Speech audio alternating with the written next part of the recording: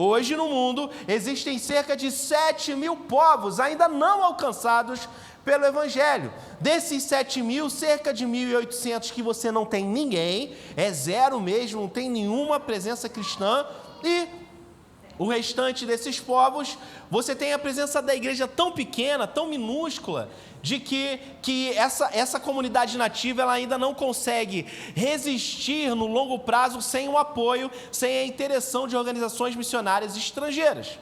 E aí eu contei essa história para cerca de 280 pastores no Brasil nos últimos 18 meses, eu e a equipe de mobilização da Etnos, e diante da clareza e da simplicidade da palavra de Deus, a gente esperava que a igreja brasileira fosse dar uma resposta a essa demanda. Existe uma palavra que foi lançada sobre a igreja brasileira, que a igreja no Brasil seria celeiro de missões. Mas essa palavra ela permaneceu uma promessa, porque hoje a igreja brasileira, na sua média, em toda a sua diversidade de denominações, ela ainda tem uma presença missionária muito pequena. E esses 280 pastores ouviram esse convite, essa proposição de uma parceria missionária, e cerca de 30 disseram sim para esse desafio missionário. De 280 pastores e igrejas visitadas. E isso aponta para mim e para você o tamanho do nosso desafio, que primeiro é de engajar a igreja brasileira com essa causa dos povos não alcançados. E eu estou contando essa história para dizer para vocês que você faz parte de uma igreja missionária, e você já sabe disso. Porque no dia que eu conversei com o pastor da igreja, com o Natanael, aqui na sala, no gabinete, eles quase que imediatamente, eles falaram assim, não, a gente quer fazer parte disso, a gente já tem projetos em contextos não alcançados, mas é sempre uma boa oportunidade para a gente expandir a nossa atuação missionária, para a gente estar presente em mais contextos, através de estratégias diferentes, diversificadas, para que a gente possa cada vez ser mais relevante diante dessa tarefa que está diante de nós. E eu falo isso para você, primeiro para te agradecer pela confiança, pelas contribuições que têm chegado até a Etnos, e segundo, para que você sinta muito o orgulho santo de fazer parte dessa comunidade, porque faz parte da visão e da compreensão do que é ser igreja nessa comunidade de fé, preparar o caminho do Senhor.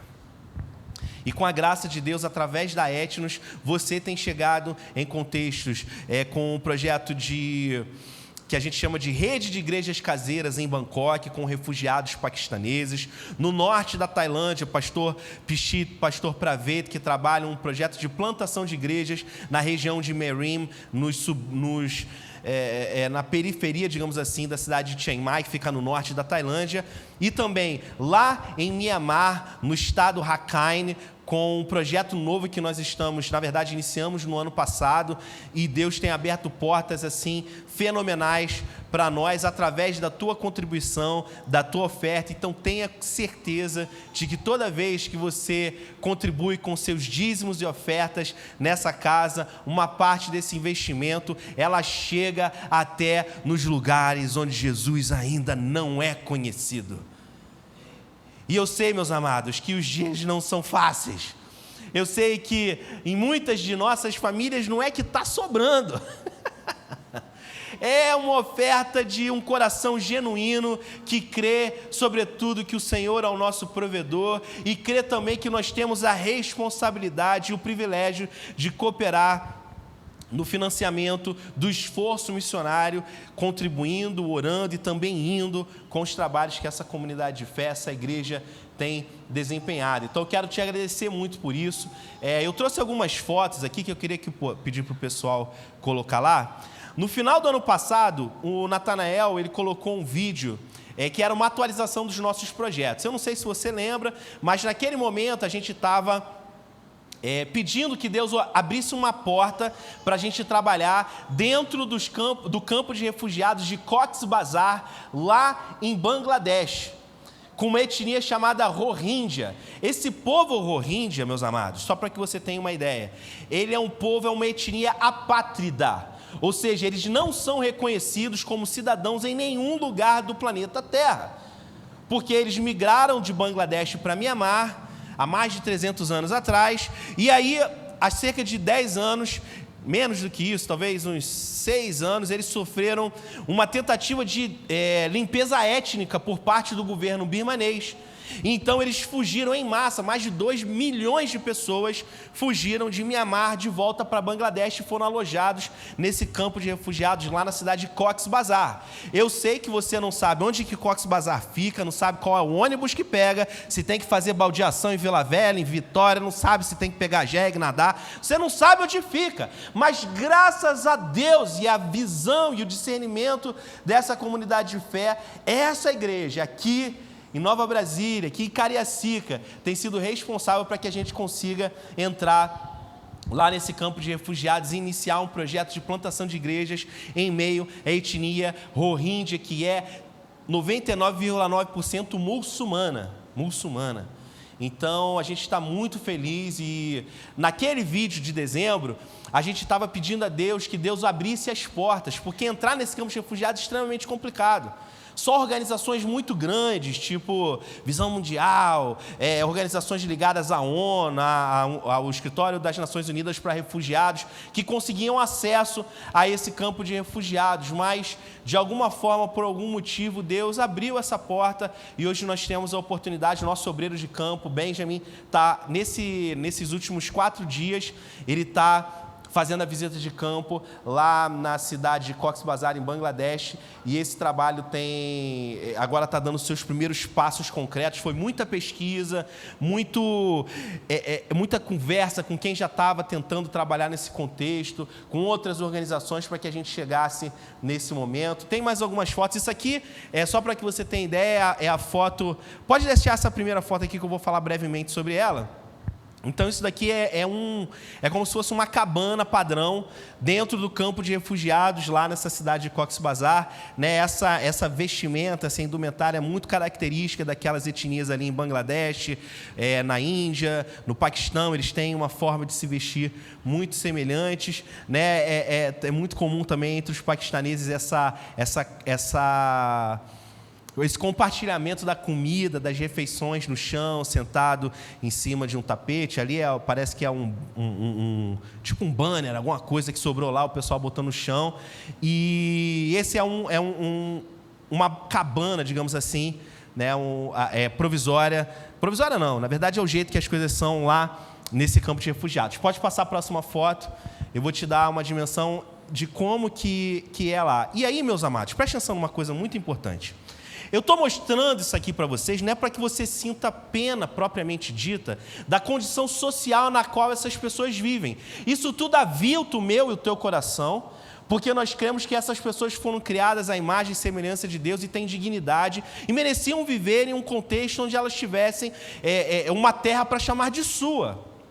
Mas aquilo que acende no nosso coração uma inquietação profunda é que no meio dessa gente toda é mais fácil achar um torcedor do Botafogo do que achar um crente, gente. Mas é difícil, é raro mesmo, mas não tem. Então o Evangelho ele ainda não chegou dentro desse contexto, e graças à tua contribuição, à tua fidelidade, à visão dessa igreja, hoje nós temos a capacidade e a possibilidade de iniciar o processo de implementação de um programa de desenvolvimento comunitário, com plantação de igrejas lá no campo de refugiados de Bangladesh, em Cox's Bazar, o maior campo de refugiados do planeta Terra. Tem mais uma foto que a gente trouxe só para poder te mostrar, ela é meio que semelhante, mas isso aí são as ruas lá, é tudo muito improvisado. Eles têm uma economia campo de refugiados, então onde eles têm um sistema meio que de escambo, né? Trocam uma muda de roupa por um saco de arroz que foi doado para uma organização XYZ.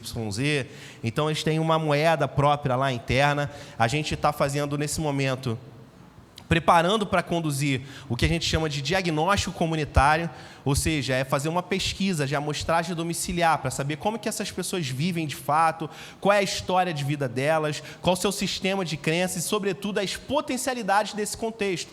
Porque se tem gente vivendo lá, então tem oportunidades para que a gente possa promover desenvolvimento dentro desse contexto.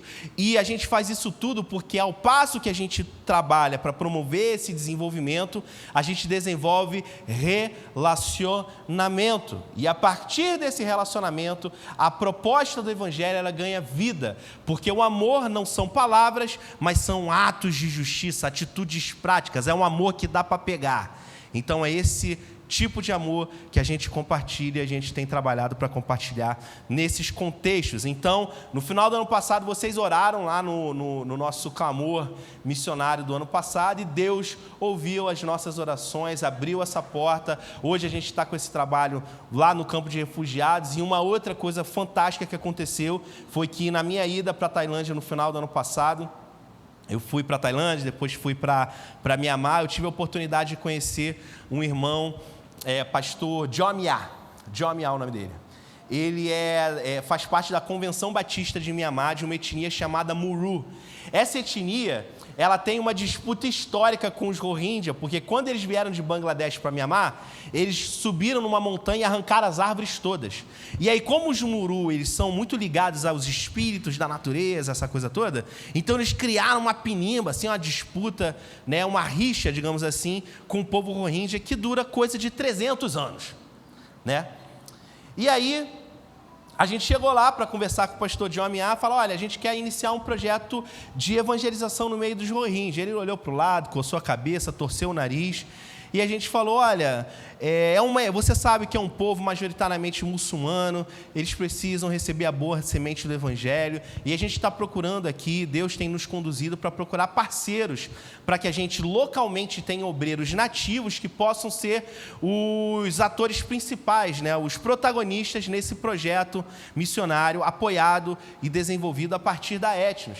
E aí esse pastor Jomiá foi muito engraçado, ele falou assim: olha, você sabe que a gente tem essa disputa histórica com os Rohingya. Na verdade, os Muru não se dão muito bem com os Rohingya, mas já tem alguns anos que Deus tem me dado sonhos, Deus tem me dado palavras, Deus tem me dado, incomodado o meu coração para que a gente seja a resposta dele para os Rohingya. E eu tenho passado aí os últimos 5 anos no Barato, resistindo a esse convite, a esse chamamento do Senhor. Mas hoje eu estou aqui sentado na cidade de Yangon, em Mianmar, um país que está sob regime de golpe militar, com um missionário brasileiro, de uma organização brasileira, trabalhando com um americano, que o americano trabalha na equipe dele. Não é possível, é muita coisa esquisita junto. Não é possível isso. Deus tem que estar fazendo alguma coisa aqui no nosso meio. De alguma forma, Deus está nos movendo, e eu sinto que Deus está nos impulsionando para dar um passo concreto, de desenvolver um trabalho em meio aos Rohingya. Então, é uma outra frente que nós estamos iniciando. O Benjamin, no mês passado, fez a primeira reunião com uma pequena igreja no estado Rakhine, na cidade de Sittwe, que é uma cidade, região, eles chamam lá de Red Zone, que é um estado em guerra, né? E o Benjamin foi lá, fez a primeira reunião com esses irmãos, e a gente está iniciando um curso de desenvolvimento comunitário com lideranças Muru, que tem como objetivo ampliar a presença cristã em meio aos Muru, mas também desenvolver projetos em meio aos Rohingya. E isso para a gente é a atuação miraculosa do Espírito Santo através de nós e apesar de nós, movendo as fronteiras do seu reino, e levando a boa nova do Evangelho nos lugares onde ele ainda não é conhecido. Então, meus amados, hoje acabei meu relatório missionário, agora eu quero te convidar, e eu só acabei ele agora porque eu confio que você vai acessar @etnosglobal, que é o nosso Instagram, ou então você vai acessar o nosso site etnosglobal.org, e aí lá no nosso site, no nosso Instagram, você segue a gente, e aí você vai ter notícias e atualizações do campo sempre muito, muito frescas, para que você tenha o quê? Pautas de oração. Porque você sabe o que está acontecendo, você vai poder direcionar a tua oração de forma muito objetiva. Deus, abre as portas lá em Cox's Bazar, que esse projeto que iniciou seja possível expandir e que os corações já sejam preparados pelo Senhor. Também lá em Cityway. E aí você vai ter argumentos de oração nesse e em todos os outros projetos que a Etnos desenvolve. Nessa noite eu gostaria de compartilhar uma palavra com os irmãos. E essa palavra eu orei ao Senhor antes de voltar para o Brasil, pedindo que Deus me desse uma palavra. E essa palavra ela tem como objetivo único, exclusivo, responder a uma pergunta apenas.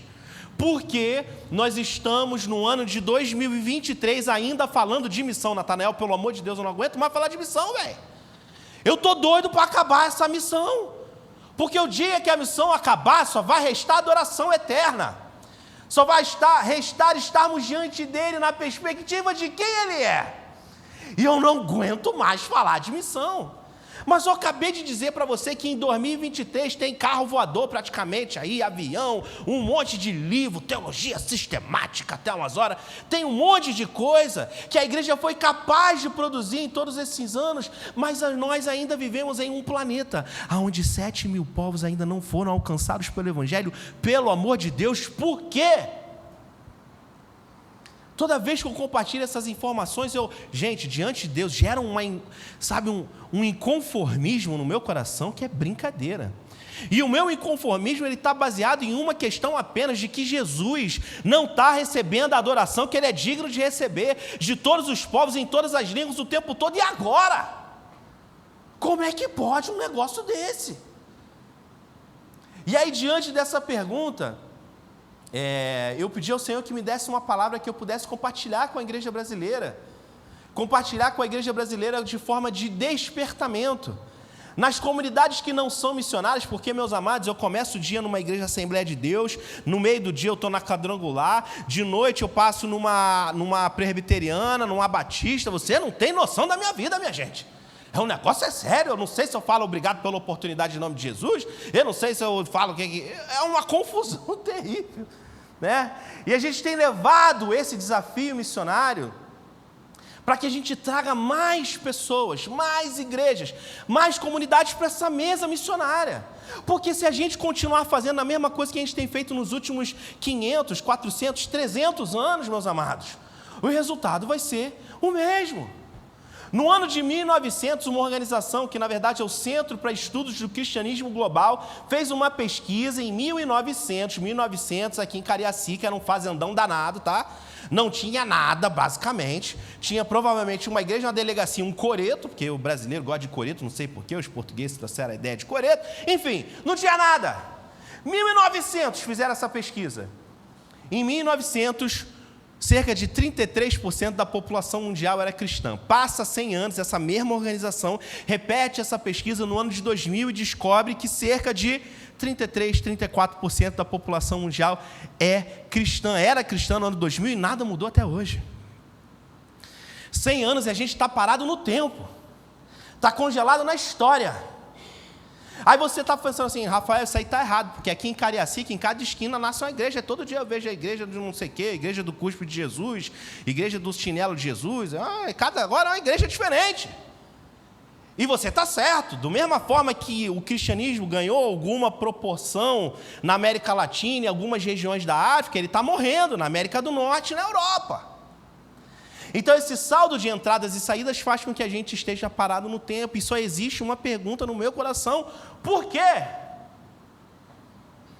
Para responder essa pergunta, eu quero propor uma reflexão na palavra. Uma reflexão a partir de 3 questionamentos que você já ouviu 1 milhão de vezes. Quem somos, aonde estamos e para onde vamos? Se a gente não fizer uma reflexão honesta diante das Escrituras sobre esses 3 questionamentos, meus amados, a gente vai continuar, vai passar mais 100 anos. O meu filho, filho do Natanael, filho de vocês, vai estar aqui falando de missões, vai ter a UPA, vai ter a UMP, vai ter o pessoal de todas as associações, as sociedades da igreja, falando de missões ainda, e a gente vai estar marcando o passo. Então essa reflexão, ela é para que, em uma igreja que já tem um coração missionário, essa reflexão tem 2 objetivos: como manter e ampliar esse coração missionário e não perder o nosso foco. E nas outras igrejas que eu tenho ido como que nós podemos fazer brotar em nossos corações o desejo ardente de prepararmos o caminho do Senhor. E eu quero começar a responder essa pergunta de trás para frente, falando sobre para onde vamos. E aí eu quero te convidar a abrir a sua Bíblia lá em Apocalipse capítulo 5.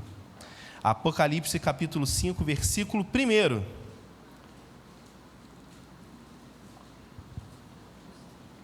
Rafa, a gente vai até que hora mesmo?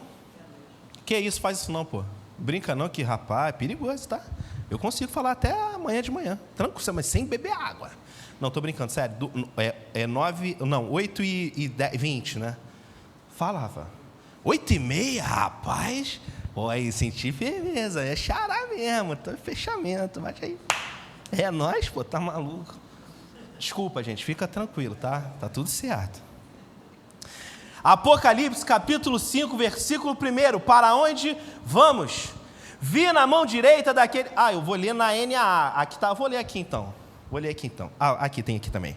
Vamos lá. Vi na mão direita daquele que estava sentado no trono um livro escrito por dentro e por fora, de todo selado com 7 selos. Vi também um anjo forte que proclamava em grande voz: quem é digno de abrir o livro e de lhe desatar os selos? Ora, nem no céu, nem sobre a terra, nem debaixo da terra, ninguém podia abrir o livro e nem mesmo olhar para ele. E eu chorava muito, só até aí. E eu chorava muito porque ninguém foi achado digno de abrir o livro e nem mesmo de olhar para ele. O que tem escrito em um livro? Uma história.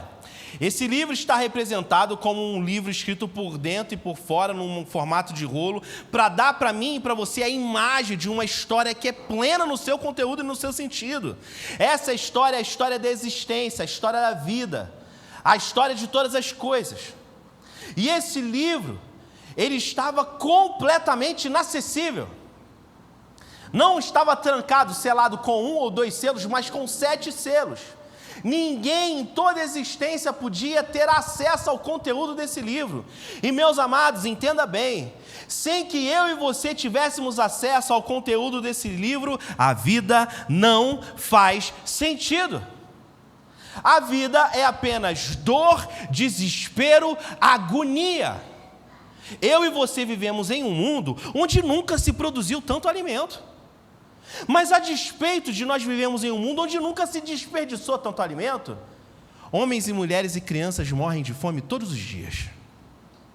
Nós vivemos em um mundo, se eu estiver aqui na esquina com a camisa do Vasco da Gama, o machão da Gama, se eu estiver parado de bermuda, Natanael, eu já sou suspeito. Se eu começar a correr, nego taca a pedra, pega, tá fugindo. Nós vivemos em um mundo onde nós somos julgados pela roupa que a gente veste. Se a gente estiver com a roupa da marca, a gente é atendido, estica o tapete vermelho na nossa frente. Mas se não estivermos, meus amados, a gente é tratado como um nada. Nós vivemos em um mundo onde cerca de 3% da população mundial tem em suas mãos, Gustavo, cerca de 80% da riqueza do planeta. A conta não fecha. É só desespero, agonia e tristeza profunda. João entendeu isso, porque quando ele viu que não tinha ninguém que era digno de dar sentido, de dar acesso ao sentido de todas as coisas, ele chorou profundamente, desesperado, um drama, porque ninguém era capaz de dar acesso a esse livro e dar significado à existência. Próximo versículo. Versículo 5. Todavia, um dos anciãos me disse: não chores, eis que o leão da tribo de Judá, a raiz de Davi, venceu para abrir os livros e os seus 7 selos. Então eu vi no meio do trono e dos 4 seres viventes, e entre os anciãos de pé, um cordeiro, como tendo sido morto. Ele tinha 7 chifres, bem como 7 olhos, que são os 7 Espíritos de Deus, enviados por toda a terra. Veio, pois, e tomou o livro da mão daquele que estava sentado no trono. E quando ele tomou o livro, os 4 seres viventes, os 24 anciãos, prostraram-se diante do Cordeiro, tendo cada um deles uma harpa e taças de ouro cheias de incenso, que são as orações dos santos, e entoavam um novo cântico, dizendo: digno és de tomar o livro e de abrir-lhes os selos, porque foste morto, e com teu sangue compraste para Deus os que procedem de toda tribo, língua, povo e nação. E para o nosso Deus os constituíste reino e sacerdotes, e eles reinarão sobre a terra. Preste atenção, a única coisa que dá sentido à vida, que traz cor, sabor, sentido, significado, é Jesus Cristo de Nazaré, que é o Cordeiro de Deus, que parecia que tinha sido morto, mas é o leão poderoso em poder e glória, que é o nosso Deus, o nosso Redentor, aquele que está vivo. Amém. Apenas Ele pode dar sentido à vida. Apenas nele encontramos sentido para a nossa experiência humana. Fora dele não existe nada. Fora dele o livro ainda está selado. Fora dele é apenas de dor e desespero. E aí ele passa o capítulo 6 explicando o processo de abertura desses selos. Depois para o capítulo 7, lá no versículo 9, ele vai dizer assim, capítulo 7, versículo 9: depois dessas coisas, que coisas? O processo de abertura dos selos. Vi e eis que grande multidão, que ninguém podia enumerar, de todas as nações, tribos, povos e língua, em pé diante do trono e diante do Cordeiro, vestidos de vestiduras brancas, com palmas nas suas mãos. Versículo 10: e clamavam em grande voz, dizendo: ao nosso Deus, que se assenta no trono, e ao Cordeiro pertence a salvação. Para onde eu e você estamos indo? A gente está indo para essa cena. A gente está indo para essa cena gloriosa. A gente está indo para essa cena onde nós estaremos diante do trono e do Cordeiro. Homens e mulheres de todas as tribos, de todos os povos, de todas as línguas, magrinhos, baixinhos, altos, de olhinho puxado, preto, amarelo, verde, sei lá, de tudo quanto é cor. Todos diante do Cordeiro, fazendo o quê? Entregando a Ele a adoração que Ele é digno de receber. Amém. Família, a maior festa de todos os tempos, tá? Esquece. Nem olhos viram, nem ouvidos ouviram o que o Senhor está preparando para a sua igreja. Não tem Rock in Rio, não tem Lollapalooza, esquece. Isso aqui é as bodas do Cordeiro. Que isso? Tá maluco? O céu se abre de um lado a outro. E aí quando você está aqui na igreja e você fecha os seus olhos, vem Jesus, vem Jesus, Maranata, a hora vem, Senhor Jesus. O que acontece? Você sente a presença dEle, você sente o sopro do seu Santo Espírito nesse corpo carcomido, cheio de reumatismo e de artrite, artrose. Você consegue sentir a presença dEle. Imagina, imagina, quando você tiver com esse corpício glorioso, é fenômeno, tá? Não precisa botox, nem esticar, puxa, estica, a pessoa pisca o olho, encolhe a perna, esquece, acabou, é um corpo glorioso, gente, que você é capaz de sentir a presença dEle como Ele é, na plenitude de quem Ele é. Ah, gente, eu não tenho nenhum outro compromisso. Não tem nada na minha agenda. Não tem nada que eu deseje mais, que eu anseie mais do que ir para a festa. Natanael, no fim das contas, eu só faço missões porque eu estou doido para ir para a festa. Eu estou doido para chegar nessa cidade, porque a gente foi criado, Rafa, a gente foi criado no jardim. Mas a gente está indo para a cidade. A cidade não é carregada por energia elétrica, ela é carregada pela energia que sai do trono de Deus. Amém. Nessa cidade, acabou Ei Siri, Oi Google, Chat GPT, acabou essa conversa, porque você está conectado à mente do grande eu sou instantaneamente. Você está em plena comunhão com Ele. Nessa cidade gloriosa, eu digo que se é cidade, tem que ter cinema, porque se Vila Velha, Cariacica tem cinema, na Nova Jerusalém tem que ter cinema. E quando eu chegar lá, eu já vou chamar Jesus para ir para onde? Para o cinema. Vou falar, Jesus, eu passei minha vida inteira discutindo com o povo na faculdade, na escola e tudo, quanto é canto, o tal da teoria do Big Bang. Big Bang, para irritar minha esposa, que ela não gosta que eu falo Big Bang. Mas é a teoria do Big Bang, como diria Ariano Suassuna. E nessa teoria incrível, ele fala que o nada, que não tinha consciência de quem era, que não sabia, que não existia, resolveu se organizar. E aí o nada, que não sabia que existia, não tinha consciência de quem era, se organizou em uma massa do tamanho da cabeça de um alfinete. E quando ele se concentrou nessa antimatéria do tamanho da cabeça de alfinete, uma grande explosão espalhou pelos 4 cantos do universo tudo aquilo que existe. Essa teoria é maravilhosa, requer um bocado de fé, mas ela é maravilhosa. E eu creio que os cientistas pegaram a parte certa, mas que tem um problema, e essa teoria, ela só pegou a parte do vídeo, e faltou o áudio, porque quando a matéria que não existia, não tinha consciência de quem era, estava se reunindo nos cosmos, um som ecoou no universo. E aí quando essa antimatéria do tamanho da cabeça de um alfinete estava pronta para liberar toda essa energia nos cosmos, houve uma voz que disse: haja luz! Poder, glória, explosão, magnitude. Tudo aquilo que não existia passou a existir pelo poder da sua palavra. Gente, não tinha sol, tá? Não tinha estrela, que isso tudo só chegou no dia 3 e no dia 4. Mas pelo poder da sua palavra, tudo aquilo que não existia passou a existir. Fala sério que você não quer ir para o cinema comigo. Experiência imersiva. Leva eu lá, Jesus, eu quero é ver agora. Eu quero é ver. Eu quero ver todas as coisas. Eu quero conhecer a Ti, Seu poder, Sua glória, quem Você é, na perspectiva da integridade, da plenitude, das potencialidades de quem Você é. Para onde eu e você estamos indo, meus amados? A gente está indo para essa cena.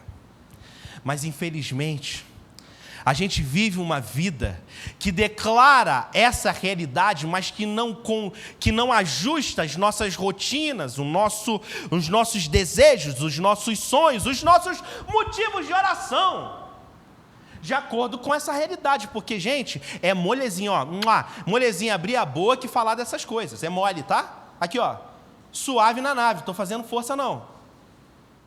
Mas é duro quando você se depara no seu quarto, na sua casa, com os teus pedidos de oração, e você realiza que 99% deles estão focados no aqui, no agora, porque eu preciso disso, eu quero aquilo, eu estou precisando de uma casa, de uma namorada, ou estou precisando que você conserte o meu marido, é só relacionado com aqui, com esse recorte temporal que nós estamos inseridos. Nos próximos 30, 40, talvez 50 anos que nós vamos viver nesse contexto, quantos % daquilo que você pede ao Senhor, dos seus planos, dos seus projetos, da tua agenda, do teu calendário, estão orientados por essa verdade imutável de que você é um indivíduo eterno? Que a eternidade não vai acontecer quando você morrer, a eternidade aconteceu quando você conheceu a Cristo.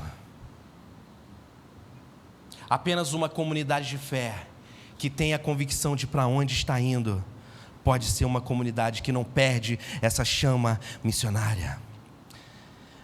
Aonde nós estamos? Mateus capítulo 24, versículo 14.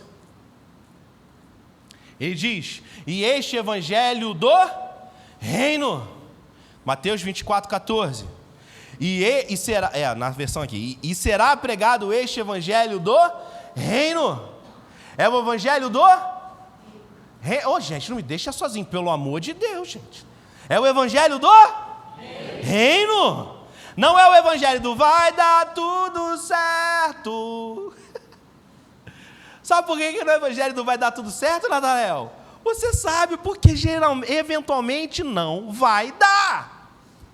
eventualmente vai ter escassez, eventualmente vai ter doença, enfermidade, eventualmente vai ter Covid.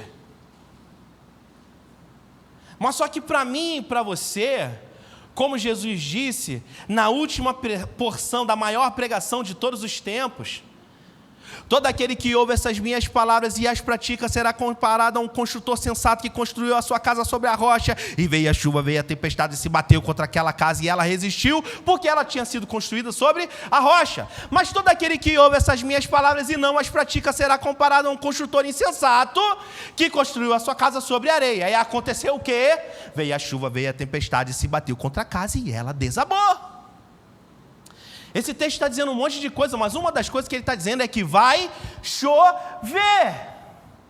Não importa quão bonzinho você seja, não importa que você nunca faltou a uma escola bíblica dominical, vai chover. Mas a diferença para nós que estamos plantados nessa rocha, essa pedra de esquina que não foi tirada por mão humana, essa pedra que é Jesus Cristo de Nazaré, as circunstâncias não são capazes de dizer quem nós somos. As circunstâncias não são capazes de destruir essa edificação espiritual que nós estamos construindo. É o evangelho do reino. Um reino que é governado com justiça e equidade. Um reino que tem um rei, que é soberano sobre tudo e todos. O apóstolo Paulo diz que o evangelho do reino, ou melhor, que o reino de Deus não é comida e nem bebida. O povo estava discutindo se podia comer carré, tocinho, focinho de porco, rabo, essas coisas, se podia fazer feijoada ou se não podia. E aí o apóstolo Paulo fala assim: pessoal, se vocês na igreja, vocês quiserem resolver que a partir de hoje todo mundo que é membro da igreja tem que torcer para o Vasco, não tem problema, você pode combinar. Vai ser uma igreja que vive tropeçando? Certamente. Uma igreja tentada a cair? Não tenha dúvida. Mas, meu amigo, não se engane. Aqui no nosso grupinho aqui a gente pode resolver o que a gente quiser. Tem assembleia aí, pode fazer documento, tem um monte de coisa. À vontade. Mas não se engane. O reino de Deus não é sobre isso. O reino de Deus não é sobre essas coisas. O reino de Deus não é comida e nem bebida, antes é paz, justiça e alegria no Espírito Santo. Pelo amor de Deus, vamos acabar o culto, vamos ali para a pracinha, ali no cachorro-quente, no espetinho, ali no hambúrguer, no famoso x-tudo. Vamos lá falar para o povo, o pessoal do botequim ali que está tomando uma gelada agora, vamos lá falar para eles. Se tem alguma coisa que eles estão precisando mais do que paz, justiça e alegria no Espírito Santo. Mas não é a paz da ausência da guerra, não. É a paz que excede a todo entendimento, a paz que só pode acessar aquele que habita no esconderijo do Altíssimo e na sombra do onipotente Deus encontra descanso para a sua alma, paz, shalom. É o evangelho do reino.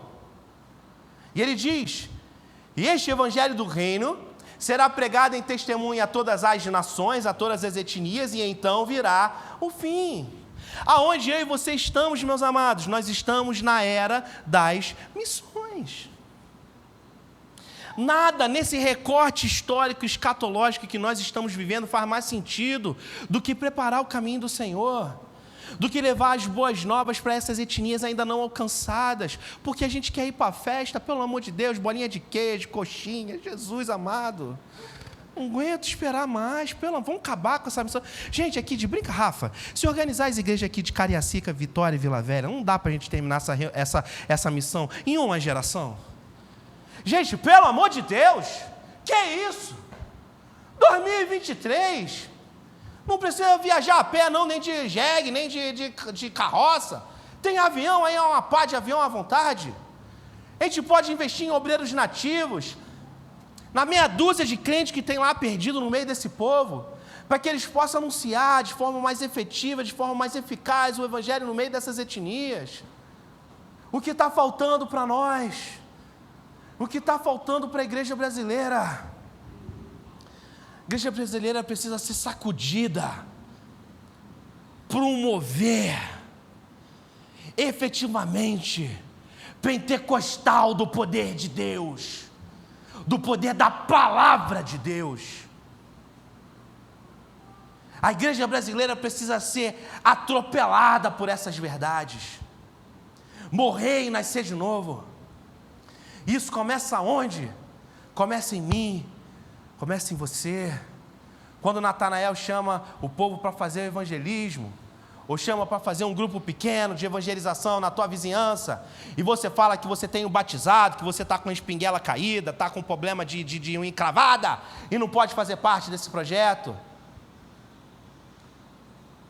Essa transformação, esse avivamento que não é de brado de júbilo e saltos de alegria não, avivamento é de pano de saco, de choro, pedido de Senhor, nos perdoa, tem misericórdia de nós. A impressão que eu tenho é que no meio da igreja brasileira tem mais gente que vai chegar diante do Senhor e vai olhar nos olhos deles e vai dizer: quem que é você mesmo?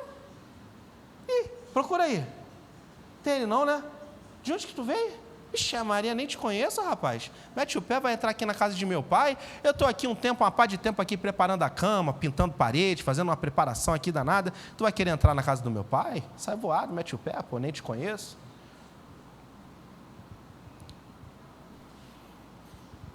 Tem alguma coisa que eu estou falando aqui que é grego, aramaico, você não sabia?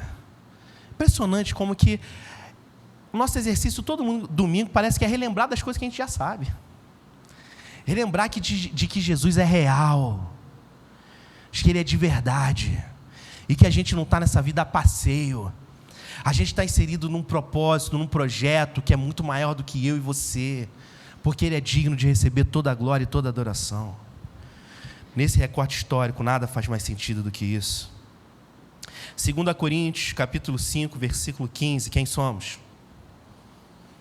2 Coríntios 5,15. Ele morreu por todos, para que os que vivem não vivam mais para si mesmos, mas para aquele que por eles morreu e ressuscitou. Quem é Ele? Jesus Cristo de Nazaré. Ele morreu por quem? Ele morreu por todos. A gente é presbiteriano, a gente conhece a tal da graça comum. Ele morreu por todos. Ele morreu por todos para dar condição a todas as coisas que não existiam, para que elas pudessem existir. Ele morreu por todos. E aí vem a palavra mais maravilhosa da Bíblia, isso aí só tem em língua portuguesa. Ele morreu por todos, para quê? Tacinha, professora de português, é para quê que Jesus morreu? Tacinha está com vergonha, meu Deus, quem soltou essa pessoa aí? Olha, eu nem conheço.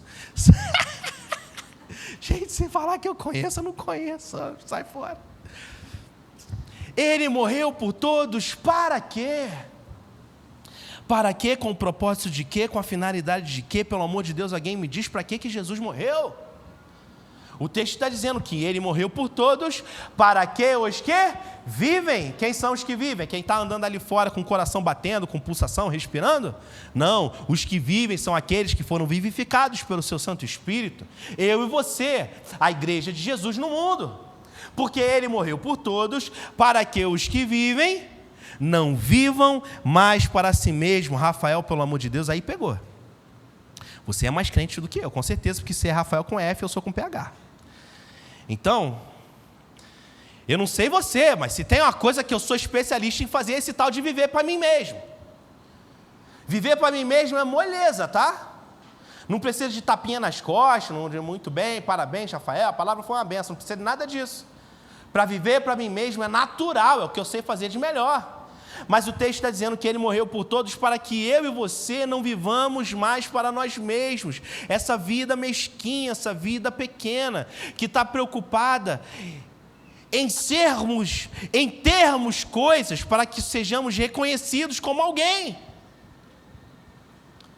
Ele morreu por todos para que eu e você não vivamos mais essa vida sem cor, sem sabor, sem propósito, sem sentido, sem direção. Mas Ele não deixa a gente voando igual um saco vazio pelo vento. Ele diz que Ele morreu por todos, para que os que vivem não vivam mais para si mesmos, mas para aquele que por eles morreu e ressuscitou. Meus amados, a única forma da sua vida ter sentido é viver para Jesus. Não tem outra alternativa. Você pode ter o dinheiro que você quiser, você pode ter o reconhecimento que você puder, nada disso vai ser capaz de preencher o vazio existencial da experiência humana. A única coisa que é capaz de preencher esse vazio, meus amados, é vivermos uma vida orientada pelos propósitos eternos dele, dos princípios do seu reino, dessa realidade última na qual eu e você estamos inseridos. No final desse capítulo, lê ele quando você chegar em casa, o capítulo todo. Mas vamos lá para o final. Vamos lá. Deixa eu abrir aqui.